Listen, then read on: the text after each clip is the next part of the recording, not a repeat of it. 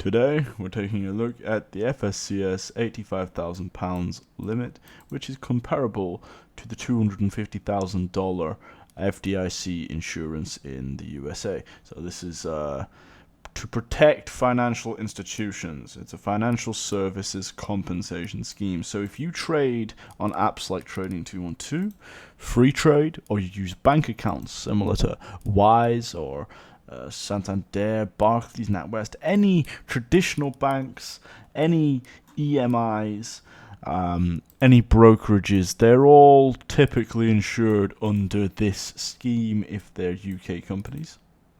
And other schemes, other protection plans, depending on where they're located. So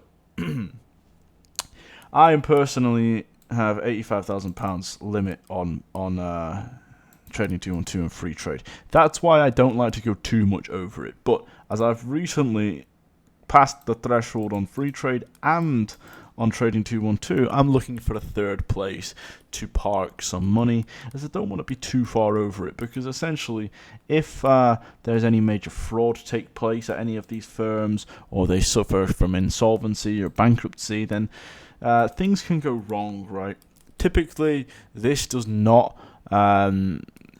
typically when one of these applications has an issue like bankruptcy, the user's funds are not necessarily affected, as a lot of these apps like Free Trade and Trading 212, they work on top of banks and custodians that actually hold your assets, and there's contracts in place where if Free Trade or Trading 212 suffers from insolvency, they cannot liquidate the user's funds to bail them out, essentially. So them things are in place, don't get me wrong. But if there's a major fraud, if there's misappropriation of funds, if there's something dodgy happened, we are okay up to 85k in the UK and $250,000 at most places in the US. Now, these are at licensed places, right? You're not going to get this sort of protection investing into a crypto Ponzi, but with risk there is reward, and I guess that the risk